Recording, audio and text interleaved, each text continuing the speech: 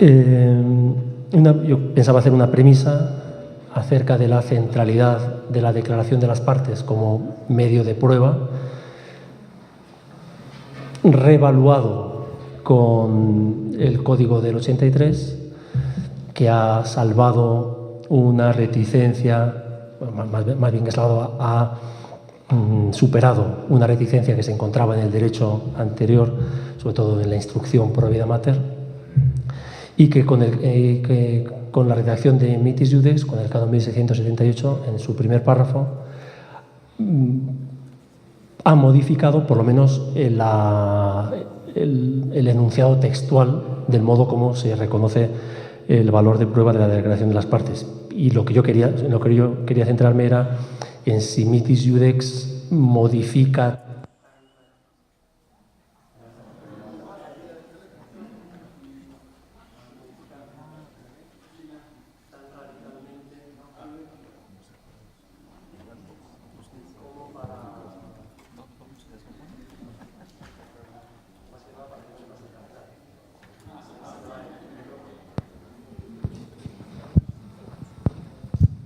si modifica tan radicalmente como para considerar que ha cambiado el modo de valorar la fuerza probatoria de la declaración de las partes.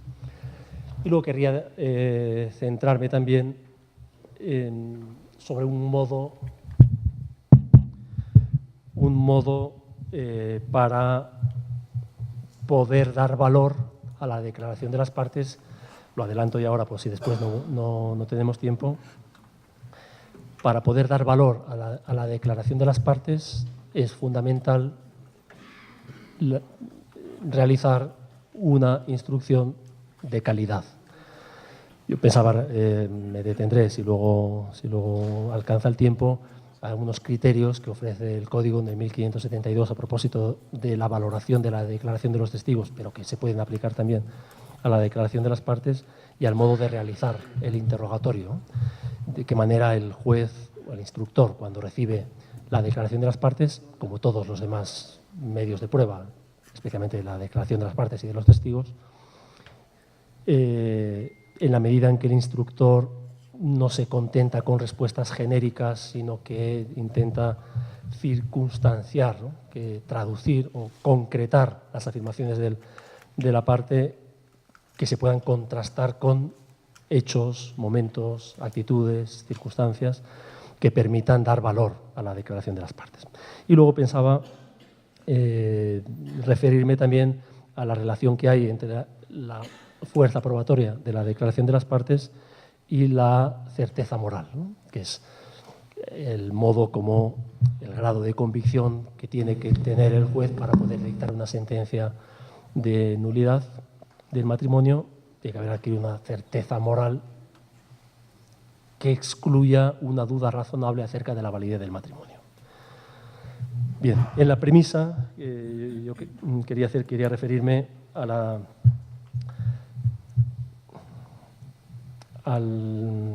declaración de las partes como medio de prueba fundamental,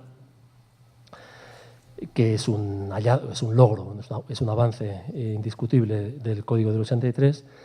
Todos los autores que se refieren a esta materia lo subrayan de mil maneras, ¿no?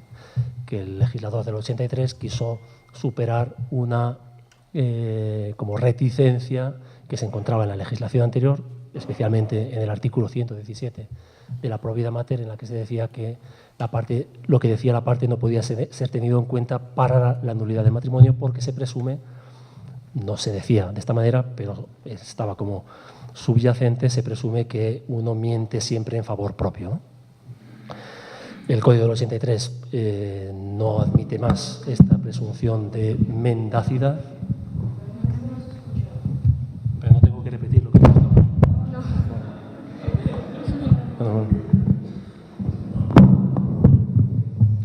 No hay esta presunción de mendacidad, sino más bien una presunción de veracidad, pero a la vez evitando como dos extremos que son los dos como una manifestación de formalismo, entender que toda declaración de las partes siempre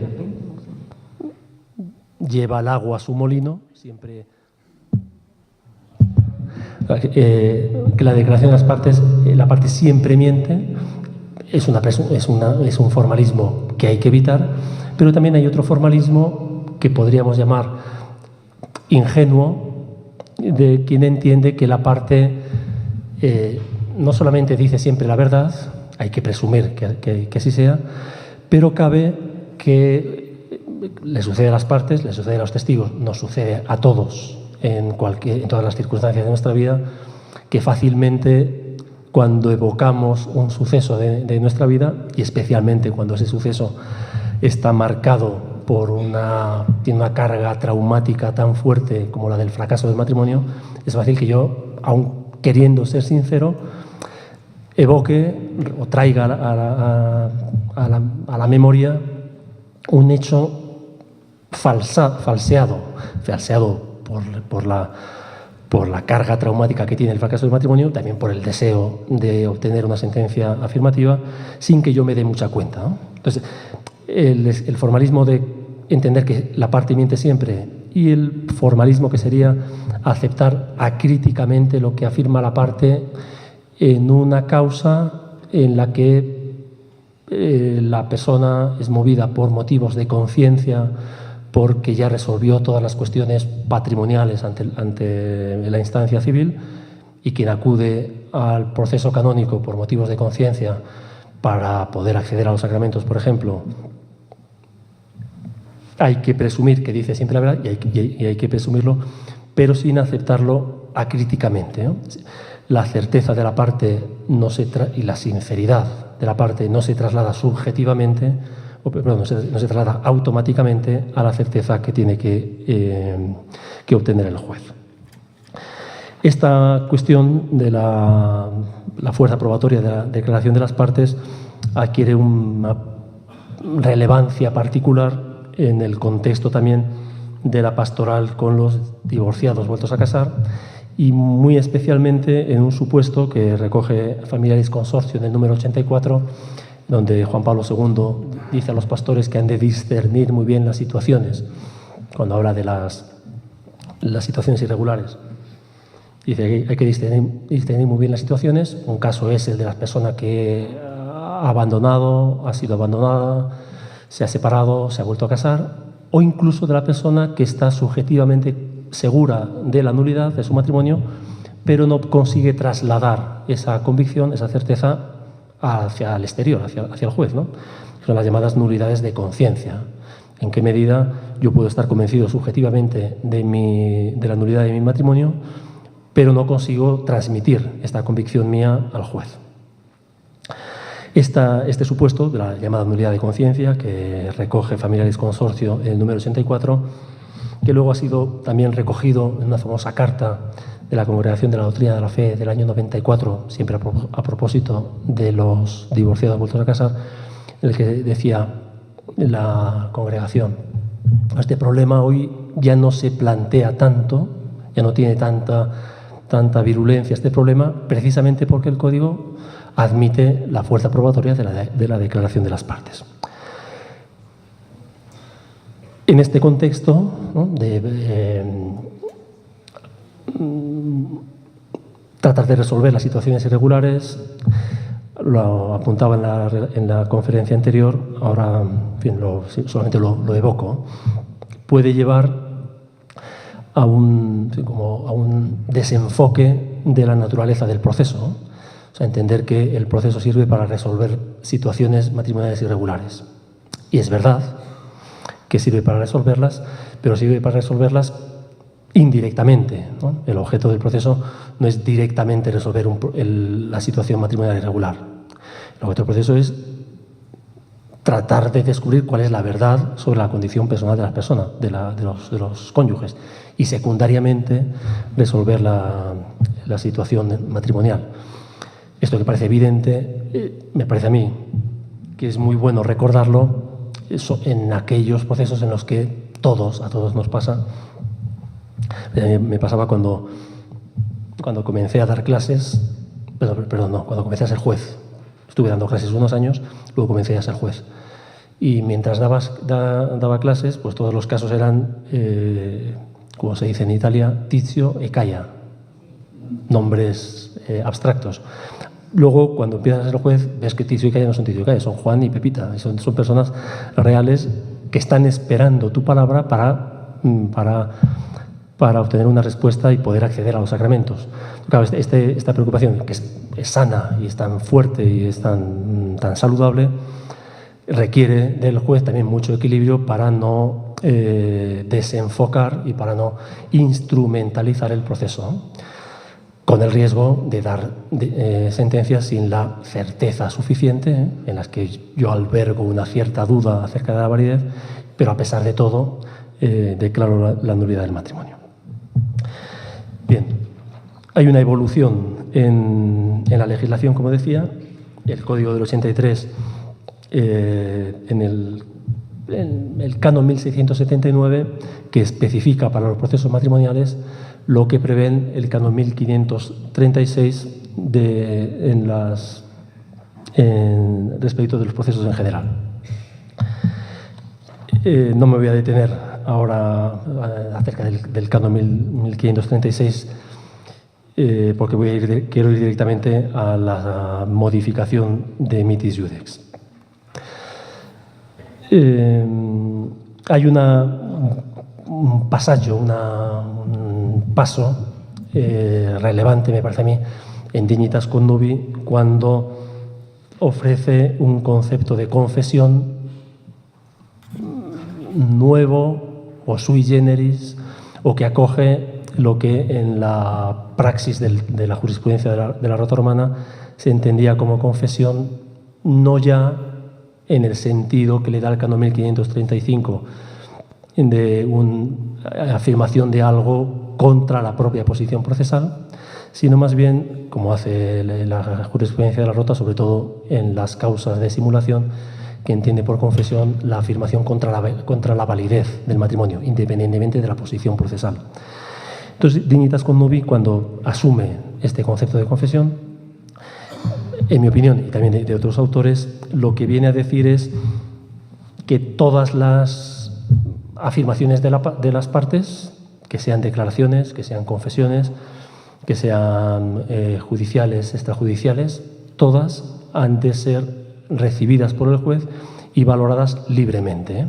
O sea que ninguna, hay un peligro, sobre el que no me voy a detener, un peligro con el uso del concepto de confesión, o sea, de trasladar a las causas matrimoniales, causas en las que está en juego un bien público, la fuerza que tiene la confesión en las causas en las que se dilucida un bien privado, en las que una confesión contra sí mismo libera al otro de la carga de la prueba y que puede fundar la decisión del juez.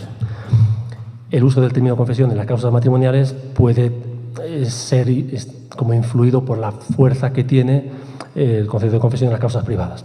El hecho de que Dignitas Connubii dé una noción completamente sui generis de la confesión permite, a mi modo de ver, como decía antes, entender que todas las declaraciones, que sean confesión o no lo sean, tienen el mismo valor, ¿no? Y son apreciadas, valoradas por el juez en el conjunto de la instrucción exactamente igual.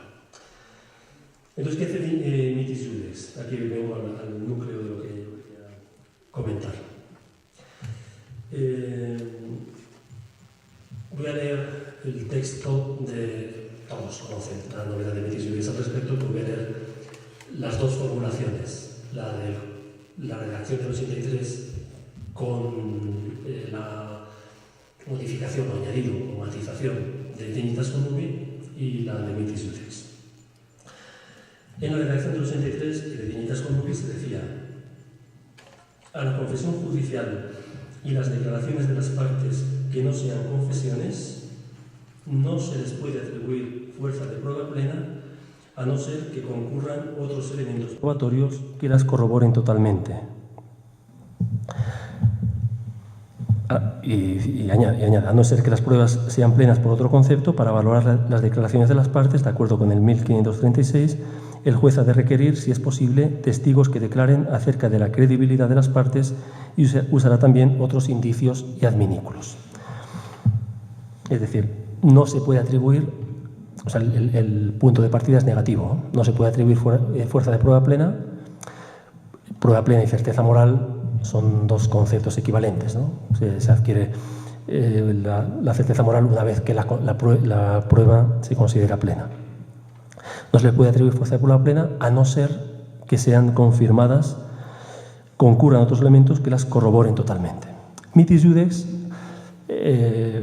formula el valor probatorio de la declaración de las partes con un sentido más positivo y pareciera que opuesto. Cuando digo pareciera, ya doy a entender que a mí me parece que no es tan opuesto.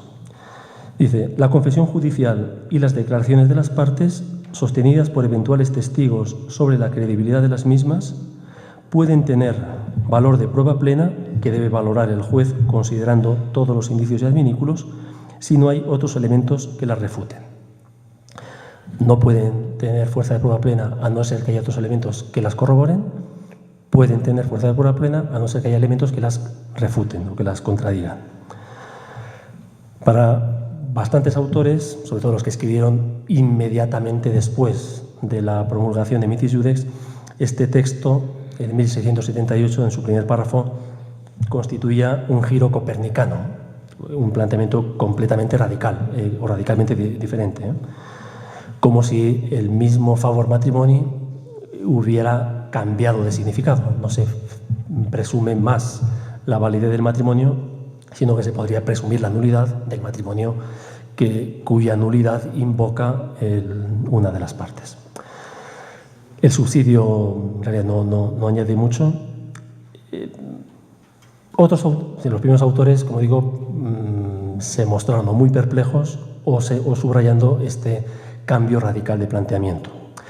Hay una autora en realidad, se llama Geraldina Boni, es una profesora de Bolonia, que ha escrito muchos artículos bastante largos y bastante críticos sobre Mitis iudex, a veces excesivamente críticos, pero ella se inclina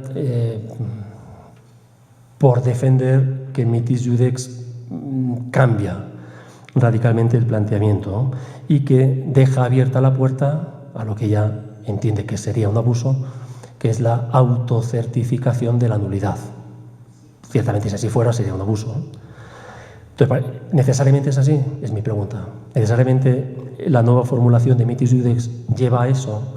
¿Lleva a que se pueda autocertificar la nulidad del matrimonio? Yo entiendo que no. Es verdad que no es lo mismo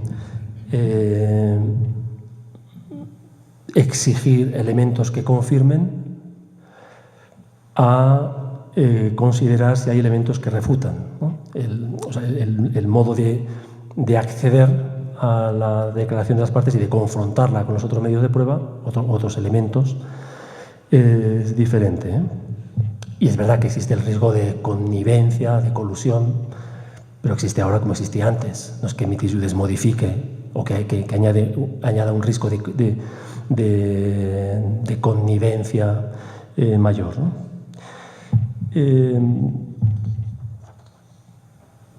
Otros autores con los que yo me siento más identificado, como Toxer, Chacón, Moneta, Arroba, Llobell, con una lectura un poco más equilibrada, a mi modo de ver, y más prudente, entienden que aunque la formulación es diferente y el modo de tomar en consideración el medio de prueba y ponerlo en relación con los otros medios es distinto, a mi modo de ver, sinceramente, cambia poco. Cambia poco con una condición. Cambia poco con la condición de que se salve un principio, probablemente el único principio no negociable del sistema procesal, de las causas de nulidad del matrimonio, el único principio no negociable, que es el carácter declarativo de las sentencias de nulidad. Que se llegue a la certeza por un itinerario o por otro, si realmente, y esta es la cuestión, o sea, si realmente la decisión es declarativa, si realmente es declarativa, es secundario que yo valore la declaración viendo si se confirma o si yo valoro la declaración viendo si hay elementos que la refutan, ¿no? Requiere un ejercicio de prudencia por parte del juez, que esta en realidad sería mi conclusión de lo que yo les quería transmitir, ¿no? Es una llamada a la prudencia, toda la reforma, en distintos ámbitos, pero especialmente lo que hace relación a esto. Muchas gracias. Es que está todo inclinado.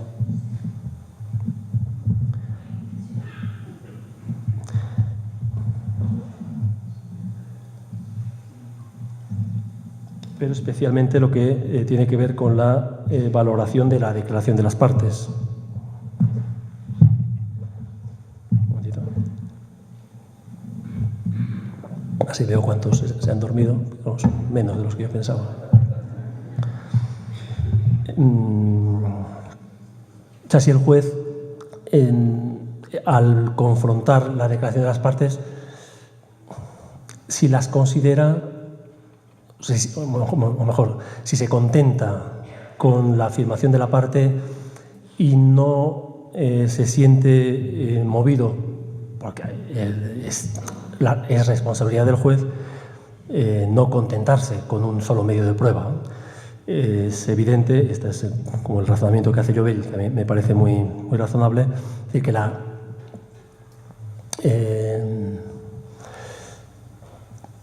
el modo de conocer y valorar y poner en relación las declaraciones de las partes con los otros medios obedece en los dos casos, en la redacción del 83 y en la de Mitis Judex, obedece al mismo principio, que es el de la valoración de la prueba en el conjunto del material instructorio. En el conjunto del material instructorio, sin que se contente el juez de un solo medio de prueba. Y esto es también una llamada a la prudencia y a la responsabilidad y a la seriedad y a la honradez del juez, ¿no? Si honradamente me contento solamente con lo que dice una parte, o si la responsabilidad me lleva a buscar otros testigos o otros elementos, una pericia o unos documentos con los que yo pueda confrontar, ¿no?, la declaración de la parte. La nueva perspectiva, la nueva redacción, poniendo en positivo el valor de la declaración de las partes, a mi modo de ver es saludable. Es saludable. No solamente porque ayuda a superar la reticencia de la normativa precedente, sino porque permite poner en el centro la declaración de las partes, pero ponerla en el centro sin desgajarla, ¿no?, sin separarla del resto del material presente en la instrucción, ¿no? El juez alcanza la certeza moral valorando la declaración de las partes junto con los demás medios de prueba, que siempre hay. El código dice que la declaración de las partes ha de ser valorada en el conjunto de la instrucción, y en el caso de que los medios de prueba no sean escasos, recurrirá eventualmente, os decía en la redacción del 83, si fieri potest, si es posible, a testigos de credibilidad, ¿no? Estos testigos de credibilidad que no testifican acerca del fondo del hecho que ha de ser probado, sino acerca de la credibilidad de quien afirma, ¿no? Testigo de credibilidad, hay algún autor como Gullo, que es un abogado que falleció hace unos meses, de mucho prestigio. Decía que los testigos de credibilidad han de ser tomados con pinzas, porque pueden tener una influencia sobre el juez un poco desproporcionada, ¿no? Hay que recurrir eventualmente, o si fieri potest, como decía la redacción anterior, a los testigos de credibilidad y a los indicios y adminículos, ¿no? Entonces, la declaración de las partes se confronta con los otros medios de prueba y siempre, porque siempre hay, aunque no hubiera ningún medio de prueba más, siempre hay indicios y adminículos. Siempre hay indicio y adminículo, también son dos elementos que los autores se esfuerzan por distinguir, ¿no?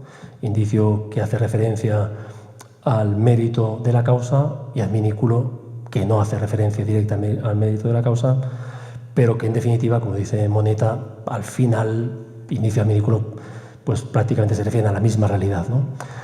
A estas circunstancias subjetivas u objetivas de la parte, su modus vivendi, su religiosidad, su probidad, el modo de comportarse en el juicio, el modo como admite incluso las contradicciones que hay en su declaración, cómo está en el juicio, el motivo por el que acude, y también las circunstancias objetivas, ¿no? Sobre todo las circunstancias objetivas.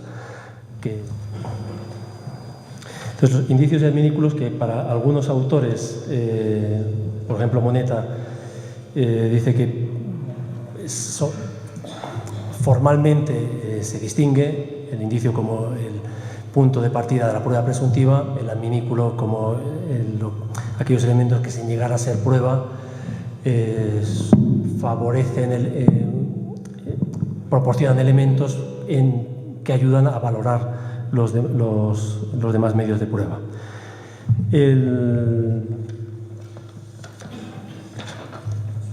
Los indicios y adminículos, decía que aunque no, en el caso extremo de que no hubiera ningún medio de prueba más que la declaración de la parte, lo cual ya sería de suyo muy, muy extraño, una causa en la que solamente se pudiera contar con la declaración de la parte y ningún otro, ni testimonio, ni pericia, ni documento, aún en ese caso siempre habría indicios y adminículos.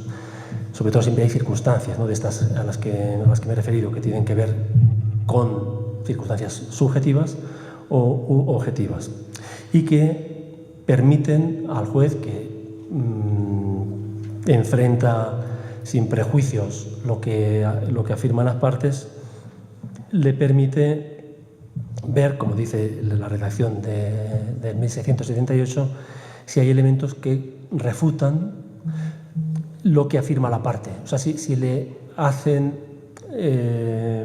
si provocan en su ánimo una duda razonable acerca de lo que afirma la parte, que es el modo como también las reglas procedurales, en el artículo 12, si no recuerdo mal, asumen el concepto de certeza moral que se encontraba implícito en el canon 1608, que luego explicitó Dignitas Connubii, y que lleva a concluir que la certeza con la cual el juez puede dictar sentencia afirmativa de nulidad del matrimonio es aquella que se aleja tanto de la certeza absoluta, que no admite posibilidad de error, pero que tampoco se contenta con una mera probabilidad o cuasi certeza, que sería aquella en la que el juez tiene una duda razonable acerca de la validez.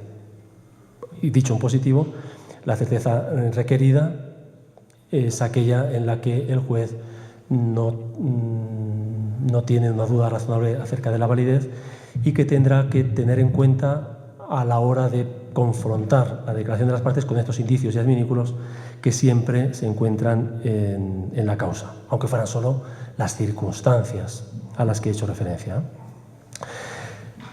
Hay una expresión que suele usar la jurisprudencia con distintas formulaciones, pero que la sustancia es siempre la misma, al hablar del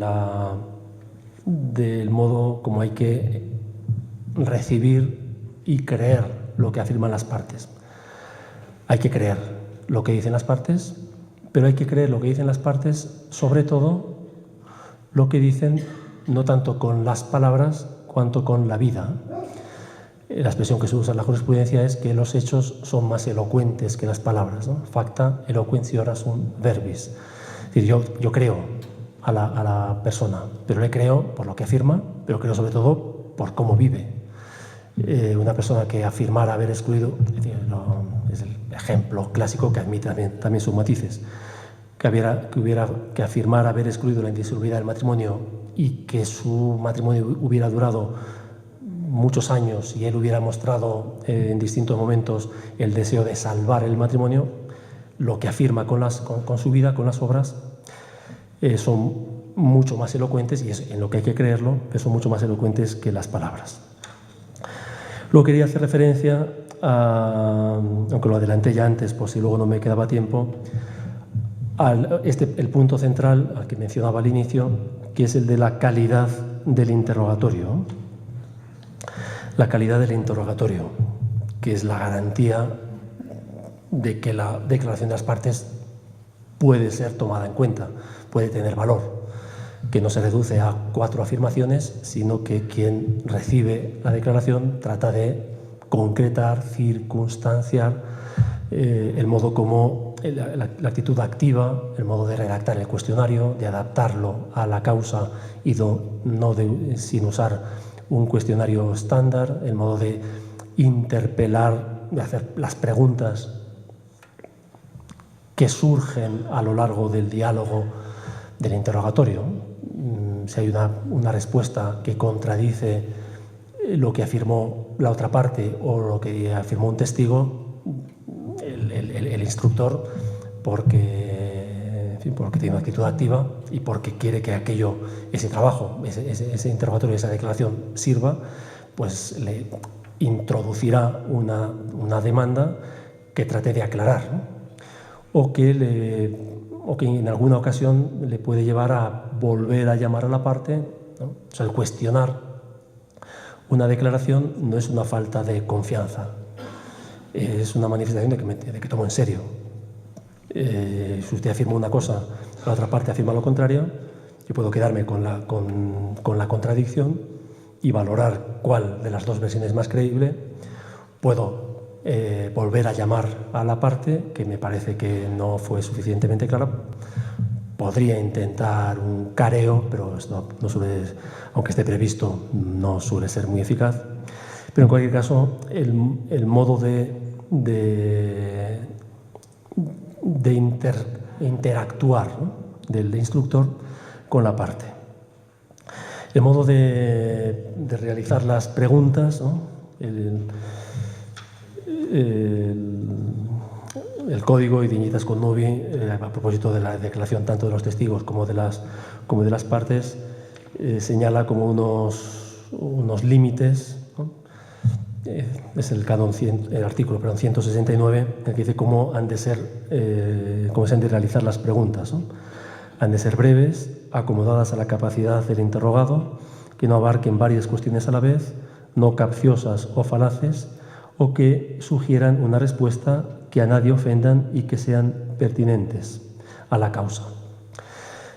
Breves, acomodadas a la capacidad del interrogado, que no abarquen varias cuestiones a la vez, que no sean capciosas o falaces, que no sugieran la respuesta. También este es un modo, es una manifestación de sentido común, ¿no? La redacción de este artículo 169, pero también es una llamada a la seriedad, ¿no?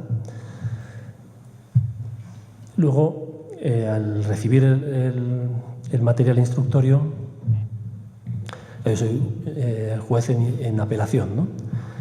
Entonces, cuando recibimos iba a decir que era, porque ahora hay prácticamente en el Tribunal de Apelación de la Diócesis de Roma hay muy pocas causas. Nosotros, cuando llegan las causas y uno se encuentra interrogatorios en los que casi todos los testigos dicen lo mismo con las mismas palabras, entonces eso puede ser que cuando se verbalizó, es verdad, el notario verbaliza lo que le dice el juez, ¿no? Con frecuencia esta como multiplicidad de declaraciones idénticas suscita sospecha de que hayan sido o preparadas o inducidas o sobre todo si hay personas que utilizan expresiones demasiado técnicas sin poseer un bagaje cultural suficiente, ¿no? Se hablan de yo expresé con acto positivo de voluntad, aparte no sabe qué es un acto positivo de voluntad, no sabe el abogado, no sabe el juez, no sabe el notario. Entonces, el modo de verbal puede ser que la parte haya sido preparada o puede ser que al verbalizar yo traducido lo que expresó el testigo o la parte como palabras mías, del juez o del notario.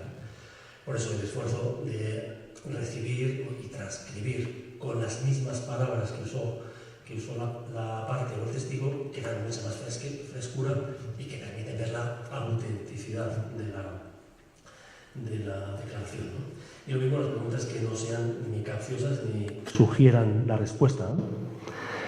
Que también uno puede, con toda la buena voluntad, el instructor, ante una parte que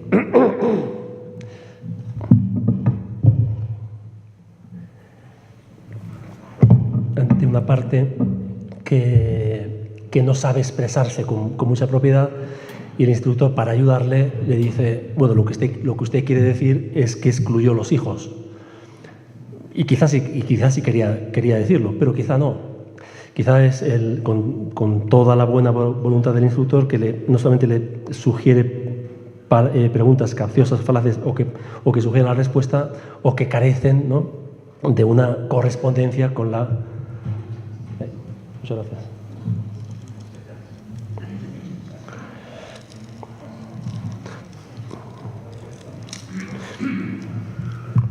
Bien. O sea, el modo de verbalizar. Y luego el valor de la declaración de la parte lo adelanté ya antes, al comienzo de la intervención, aplicando estos criterios de psicología judicial y de interpretación de la declaración de quien está rememorando un hecho pasado, sabiendo, quien lee y quien interpreta, quien valora esa afirmación, sabiendo que puede no conscientemente autoengañarse o puede querer mentir, pero aunque no queriendo mentir, aunque queriendo ser sincero, puede reconocer falsamente una realidad con toda la carga emotiva a la que me refería antes. En la conclusión, acerca de la valoración de las partes, en realidad la adelanté también al comienzo de mi intervención, previendo que no podía llegar a este momento. La valoración de la declaración de las partes, como todos los medios de prueba, ha de ser hecha por el juez libremente. Valoración libre, que no es valoración arbitraria, es valoración discrecional. El Código usa la expresión según su conciencia, ex sua consciencia, es decir, según la conciencia del juez, que recibe la declaración de las partes, que la confronta con los otros medios que se facilitan o que el juez puede buscar autónomamente o que el defensor del vínculo puede proponer, y que del conjunto de la instrucción trata de discernir el hecho jurídico que ha de ser probado, ¿no? O sea, la parte lo que puede afirmar es que yo excluí la posibilidad de tener hijos. Lo que está afirmando la parte es el medio de prueba que se encierra en esta declaración es que la parte afirma haber excluido el hecho de la exclusión, el hecho jurídico relevante al que llega el juez después de poner en relación los distintos hechos que se deducen de las afirmaciones de las partes, de los testigos o de los otros medios de prueba, y que le confieren al juez una visión de conjunto que tiene como única lectura, es la expresión que usaba Pío XII cuando hablaba de la certeza moral, que hablaba de la certeza indiciaria. El único modo honrado de leer este escenario es que aquí que la parte ha excluido el bien de los hijos. El hecho probado es una conclusión a la que llega el juez según su conciencia, no de manera caprichosa, ni arbitraria, ni superficial, ni llevado de un buen deseo o de una intuición, sino confrontado, ¿no? Libre, ex sua consciencia, y exactis et probatis, ¿no? que se recogen y se deducen de los hechos considerados probados. Certeza moral del juez, que, como decía al principio, requiere de una convicción particularmente fuerte, que es la que recoge en el artículo 12 de las reglas procedurales, recogiendo una interpretación del magisterio, según la cual puede dictar sentencia afirmativa, declarativa de nulidad, cuando no tiene una duda razonable acerca de la nulidad del matrimonio. Y el último elemento, o sea, que es libre sobre los hechos probados, que no albergue una duda razonable y después que pueda ser trasladada. Así que yo la certeza, la convicción a la que llego, tengo que poder trasladar a las partes, a la instancia superior, a la comunidad, a través de la motivación de la sentencia, ¿no? que es un elemento fundamental de la certeza moral, ¿no? Que el modo de cómo he llegado yo a la conclusión, el modo como he aplicado mi razonamiento a la lectura de los hechos que tengo delante, que me permiten, con una visión de conjunto, concluir que el matrimonio fue nulo, que la nulidad invocada, la exclusión, la incapacidad, el error, el dolo, lo que fuera, se deduce de estos hechos sin una duda razonable. La certeza a la que llega el juez no es una certeza caprichosa, arbitraria, subjetiva, sino fundada en los hechos y trasladable a través de la motivación y sin la duda que le vaciaría de contenido. Es una certeza del juez. No asume acríticamente la certeza que puede tener la parte o el perito. No se trasladan, ¿no? La certeza que tenga el perito es una certeza según su ciencia. La que tiene la parte es la que tiene según su leal saber y entender. La que tiene el juez es la que resulta relevante. Valor de la declaración de las partes y presunción de su sinceridad. Valoración libre y prudente del juez y convencimiento o certeza que excluya una razonable duda sobre la nulidad. Son expresiones del mismo principio fundamental del derecho matrimonial canónico, el favor del que goza el matrimonio, que comporta la presunción de validez del matrimonio sobre la base de la sinceridad de la parte, la sinceridad que manifestó cuando se casó, cuando dijo que quería casarse, la sinceridad que manifiesta ahora cuando pide la nulidad y la sinceridad sobre todo que tiene que tener el juez al recibir, valorar, confrontar y concluir acerca del hecho cuestionado. La decisión del juez, afirmativa o negativa, siempre que se respete aquel principio no negociable al que me refería antes, el carácter declarativo de las sentencias de nulidad, sea afirmativa o sea negativa, siempre que sea fundada sobre la verdad, siempre es expresión del favor matrimoni, que en su sentido más radical se puede formular en términos de favor veritatis, una expresión que también suele invocar la jurisprudencia, recordando una expresión de Sánchez. Este es el favor matrimoni: declarar nulo el matrimonio verdaderamente nulo, declarar que no consta el matrimonio que se considera válido. En los dos casos. Dice, ita es matrimoni favor, irritum dissolvere, ac validum tueri. O como decía Juan Pablo II, toda sentencia justa de validez o de nulidad del matrimonio es una aportación a la cultura de la indisolubilidad, tanto en la Iglesia como en el mundo. Toda sentencia justa de nulidad o de validez siempre es un aporte a la cultura de la indisolubilidad, tanto en la Iglesia como en el mundo. Muchas gracias.